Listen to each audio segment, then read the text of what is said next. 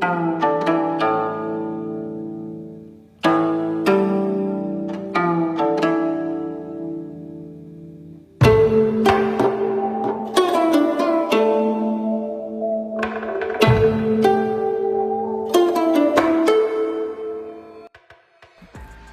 Ardennes area is filled with mixed forests, and in this area, this forest, because of the grazing by plant eaters, there is a problem with the growth of new plants.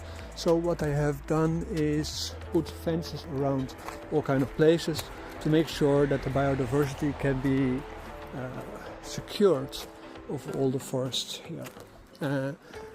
You would think that nature can take care of itself, but apparently it is not very good at it.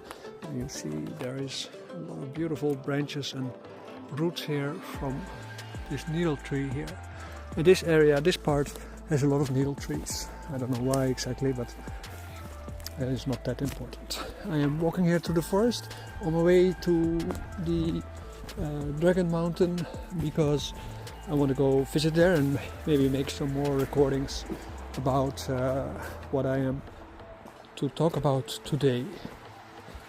And if I can't reach all the way there because of my limited time, then I hope I can at least do this at a nice place to talk from.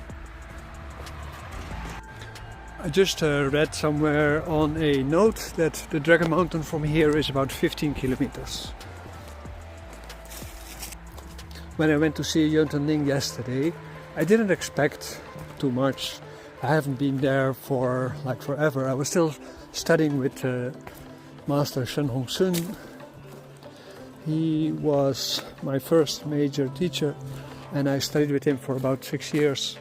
And he was specialized in the Tai Chi Wu Si Kong, and that was mostly focused on what he called Wu Qi healing, Wu Qi Liaofa, and learning to work with spontaneous force and also with different forms of spontaneous movement and action and Fa Jing. Very interesting and definitely worth my trouble. I don't really actively use a lot of it anymore because no, actually I do use elements of it very actively, because when I was studying with Master Liu, some aspects of it were very helpful in learning about ritual communication with God, spirits and so on. So you can see there's a pathway from there. I was studying Tai Chi Chuan with a guy with a broken hip, and he actually introduced me to Shen Hong Song. He said, like, you should go there one time, because I kept pestering him about Qigong and about Qi, and he said, like, you should go there one time, and at the moment when you go there you will experience Qi for a change, and then just forget about it, continue with your Tai Chi classes. And he moved to Australia, so I don't know how he is doing, if he's still alive even. And in that process, when I came there, I was sitting there waiting. I paid for a workshop for my last money, and when I was there, all of a sudden I felt heat in my lower belly. This was the Dantian feeling, and the teacher actually appeared there. Oh, I see here another way. Okay, I'll go walk back. If you ever get very hungry, the tips of these ferns can be eaten. If you cook them, they're actually pretty nice, with a little bit of garlic, soy sauce. Pretty nice, but don't eat too much of it. See that I now walk besides the dragon path, and the road here is the road to the arboreum, and it is a no-go for cars, so I parked my car somewhere, and now at this moment I'm back on the dragon path. If I can summarize this video, surprises are the essence of adventurous moments. Normally when you are going really up into a landscape will give the spirits of the landscape, when you pay proper respect, they will let you see what you need to know. Walking into any kind of landscape, make sure you have long pipes on your trousers, closed shoes, socks, and put your trousers inside your socks so that small bloodsuckers like ticks, they cannot eat you. Talking about surprises, as life goes, where is the continuation of this path?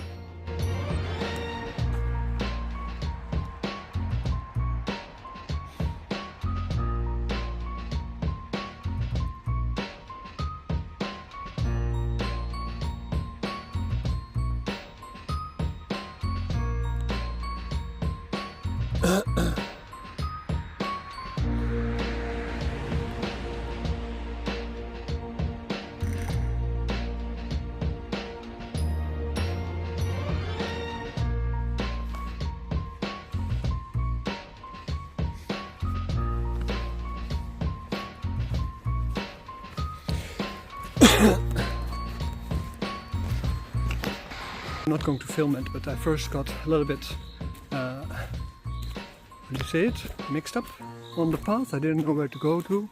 Then I thought, okay, I'll go back to the road, and I just crossed the path, of which the entrance obviously was invisible. So now I'm here again, but it seems to be going on and off into the forest. So here now it becomes very thin again. I'm not sure if this is actually the leftover of the path or the real path. There seems to be a path going that way too. So at a certain point while studying with my Daoist teacher and my Buddhist teacher, well, my Shenong Sun was not really a Buddhist, although he tried to remake himself into an enlightened Buddhist master, but he was talking down on Daoism, which of course is his good right. He admired Buddhists, his family, the Shen Bao Tai family. They were more involved with Buddhism than Taoism, I guess. They were from Shanghai, where also my teacher Sifu Yoshanda actually comes from. But that goes too far, too quick. My friend with Shenong Sun, one of the friends that was there, I forgot her name, she said that she also went to Buddhist monastery Yeunten Ling in Belgium. She said you should go there because I think you will be very much interested in seeing that from close up and experience that. So I told Shenong Sun, and he said like, oh, you should do that. And he did a little bit of a prayer, and then I went off.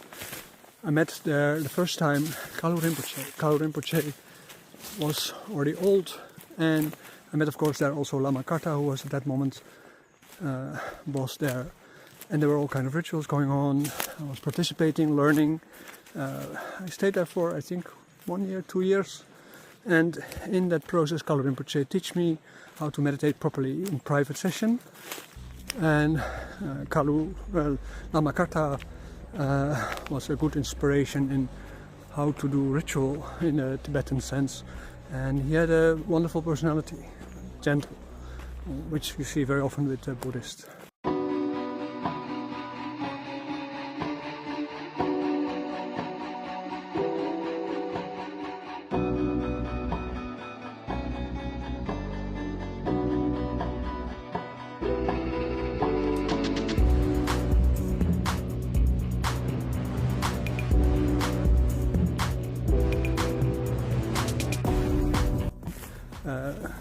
Shenong Sun did do the prayer.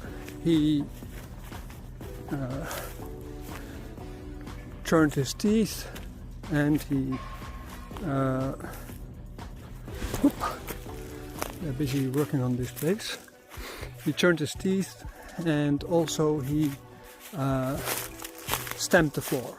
This is coming from Daoist ritual, ironically, because he didn't really like the Daoist religion as a whole. He said Daoists are weak, Buddhists are strong, and therefore Buddhism is better than Taoism. When I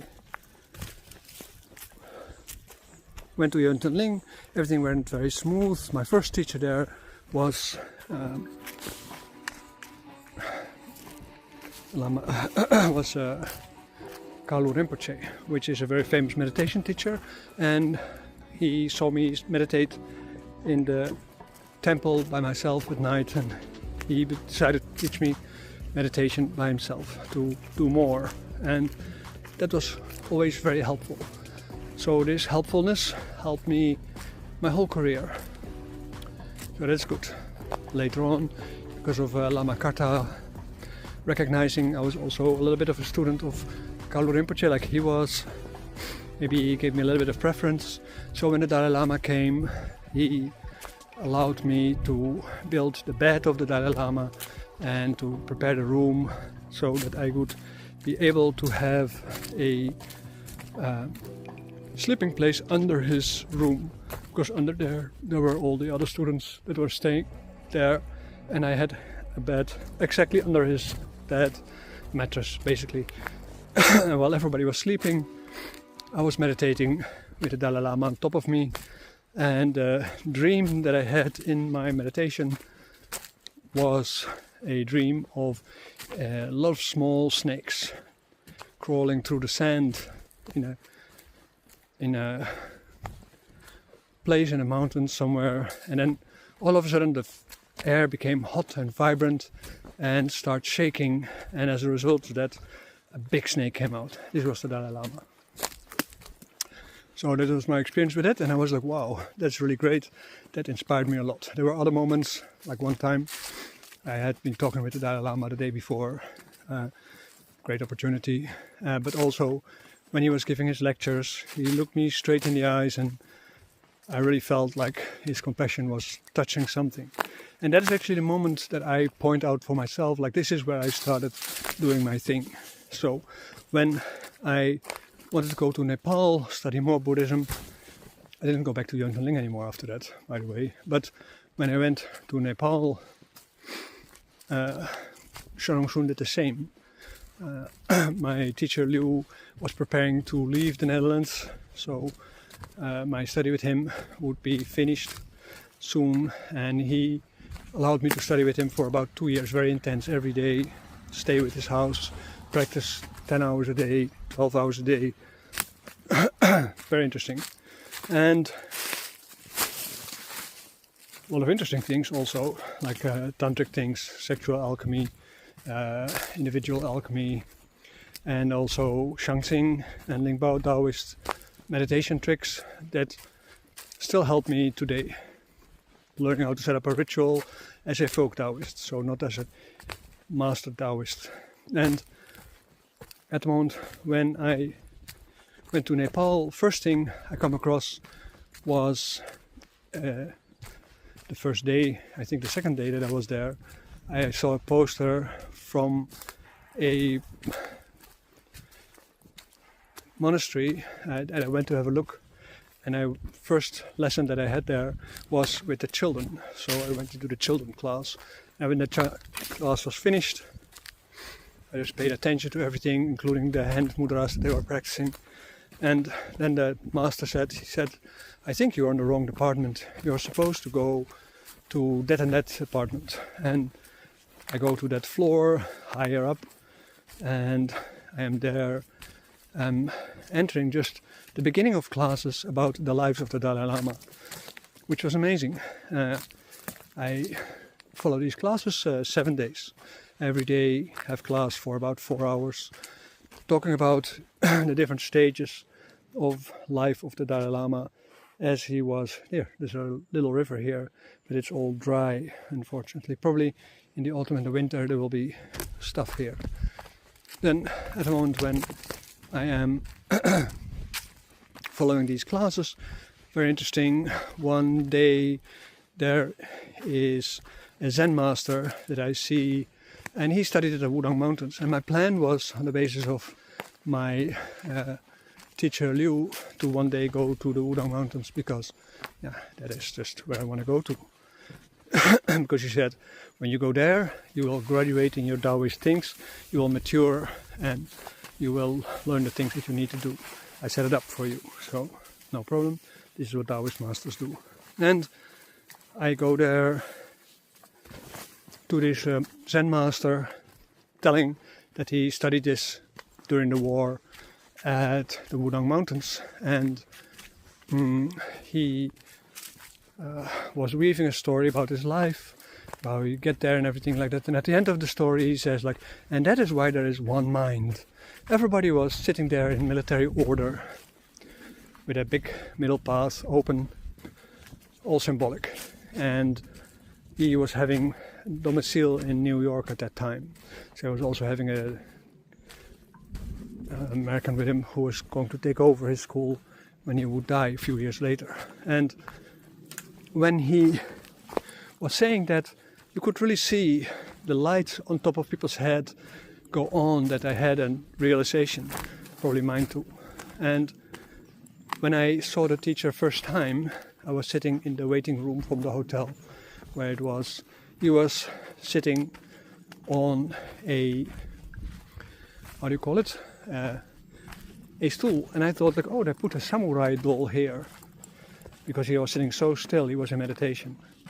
So I was really a little bit surprised when all of a sudden he get up and go into the room.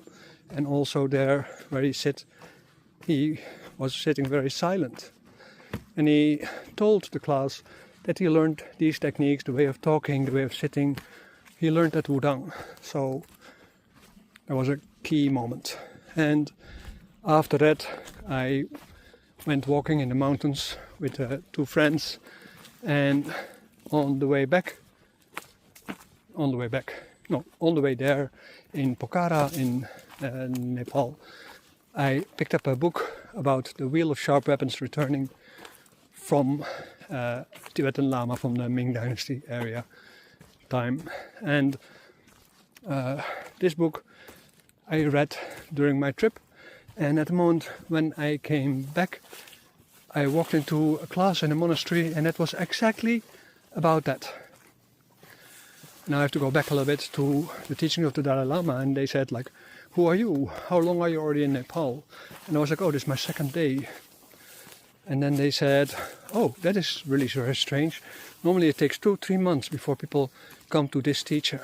So after that I also followed sessions with the teacher in his room, see all the hierarchical things from the Nepalese and the Tibetans who come to him to pray for blessings and so on. And the normalcy of that, where the Lama just shrugged his shoulders and said like, this is their culture. So you can't change people's culture. You have to accept it, and you have to be free of culture yourself, but you should follow the norms of the local culture. If you don't follow the norms of the local culture, you will eventually harm yourself. So that's cool.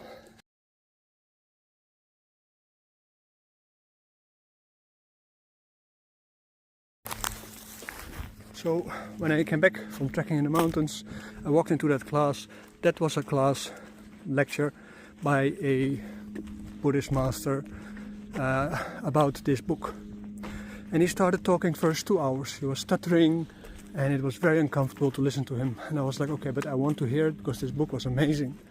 And as a result of that, when he was finished, after these 2 hours, you take a short break and a lot of people go away. And as a result of going away, I'm not sure where I should go to. Again, split off in 2 directions. I think I should go follow this way. Go back to the road, I guess. So then, at the moment when he is finished, take his break, and after that he talks really very smooth English, amazingly smooth. So he talked for another 2 hours, and at the end he was like, I've never seen your face. How come you can manage to do this class for 4 hours while nobody else can? And I was like, I don't know, it's interesting. I just read the book while I was trekking in the mountains, and you hear how short I am in Nepal, where I have been. And he was like, okay, good, then probably our paths will cross again. And that didn't happen. Just go to the right. Should have driven here with my car. Didn't know that was possible.